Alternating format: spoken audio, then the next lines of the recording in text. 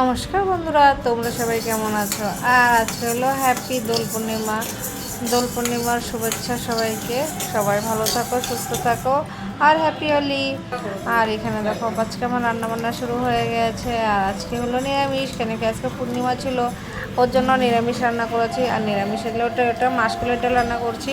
মাসকলাইটাকে আগে ভেজে নিয়েছি, দেখেছো ওই কড়াইতে ভেজে নিয়েছি। ভেজে ওইটাকে সিম দিয়ে রান্না করেছি, এই যে পাউডার করে। আর আমার শ্বশুরবাড়িতে এইভাবেই মাসকলাইয়ের ডাল খায়, তেল ছাড়া, সোমবার ছাড়া এইভাবেই রান্না করে ওরা।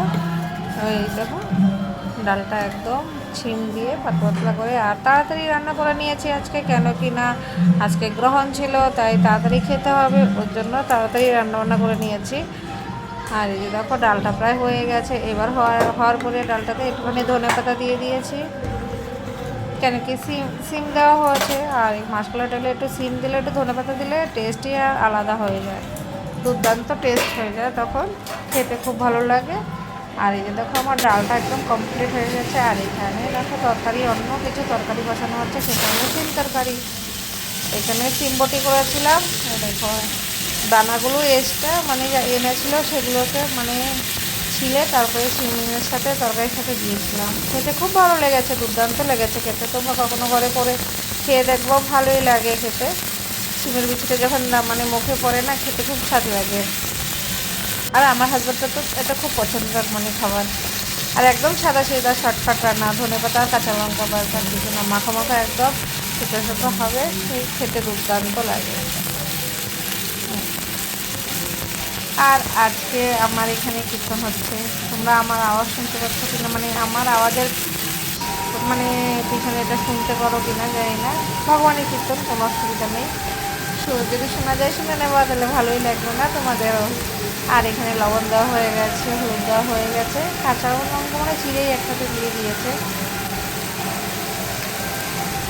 একদম মাখো মাখো তরকারিটা হয়, কিন্তু খেতে খুব ভালো লাগে। সে সমস্ত ধনেপাতা খায় না, ওনার জন্য আলাদা এক্সট্রা করে রেখে দেয়।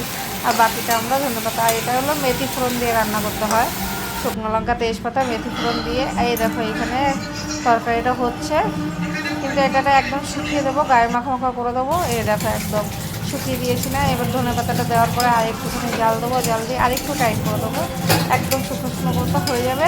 আর খেতে সত্যি বন্ধুরা, রুটি দিয়ে বলো, ভাত দিয়ে বলো, খেতে খুব দুর্দান্ত লাগে। তোমরা কখনো রুটি দিয়েও খেয়ে দেখবো, ভালো লাগবে। আবার ভাত দিয়েও খুব ভালো লাগে খেতে। একদম সাদা সিম্পল রান্না, কোনো ময় মশলা নাই, কিছু নাই, শুধু ধনেপাতার কাঁচা লঙ্কা। বলতে যাবে যে শর্টকাট নিরামিষ ভালো মানে খাবার এগুলো, আমাদের তো খুব ভালো লাগে। এই যে তরকারিটা হয়ে গেছে। আর এইখানে আমার হাজব্যান্ড নিম বেগুন করেছিল, মানে ওরা দুজন খেয়েছে, বাবাটা দুজন খেয়েছে ওরা, মানে আমার হাজব্যান্ড আর আমার শ্বশুরমশাই খেয়েছে নিম বেগুনটা। এই যে এখানে মানে আমি তো বেগুন খাই না, কেন কি বেগুনের আমার অ্যালার্জির প্রবলেম আছে, ওর জন্য বেগুনটা খেতে পারি না। ওরা দুজন খায়, কোনো অসুবিধা নেই। আর নিম বেগুন খাওয়া ভালো গরমের দিনে, এখন গরম পড়ছে, নিম পাতা যত খাবে ততই হেলথের জন্য অনেকটাই ভালো আর কি। তো ওর জন্য দেখো ওইখানে নিম বেগুনটা করে নিয়েছিল। আর এইখানে আমি আলুটা ভেজে নিয়েছি, কেন কি আমি জানি ছেলে নিম বেগুন খাবে না, যার জন্য আলুটা ভেজে নিয়েছি। ব্যাস হয়ে গেছে রান্না। নমস্কার বন্ধুরা, তোমরা সবাই কেমন আছো? ভালো আছো যেটা, আর আমরা তো মোটামুটি ভালোই আছি। আর তোমরা যদি কোনো কিছু আওয়াজ শুনতে পাও, তার মানে এখানে আমার পাশে কীর্তন হচ্ছে, ওরই আওয়াজ শুনতে পাবে। কিন্তু কী করবো, মাইক টাইক চলছে, বক্স চলছে, তো ওর জন্য। এখানে দোল পূর্ণিমা উপলক্ষে এখানে ওদের কীর্তন হচ্ছে, অষ্টপ্রহর কীর্তন হচ্ছে, ওর জন্য হয়তো শোনা যাচ্ছে।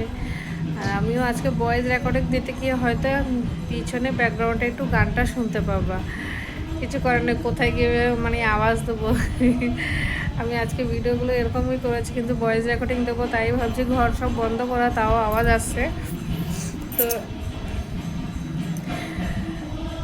আজকে একটু তোমরা মানিয়ে নেবা, ব্যাস কালকে শেষ হয়ে যাবে। আর ভগবানের কীর্তন তো না, বলো, শুনেও ভালো লাগবে তোমাদের। তাহলে শুনতে থাকো আমার সাথে, আর দেখতে থাকো আমার ভিডিও। আর কালকে কালকে আমাকে তিনজন খুব কমেন্ট করেছে, মানে আমার সত্যি খুব ভালো লেগেছে। আমার ভিডিও দেখে ওদের ভালো লাগছে, ওরা লিখছে, সেটা আমারও খুব ভালো লাগছে। যাক, আমি যতটা পারবো আমিও সবাইকে সাপোর্ট করবো। ঠিক আছে, তোমরা সাথে থাকো, ভিডিও দেখতে থাকো।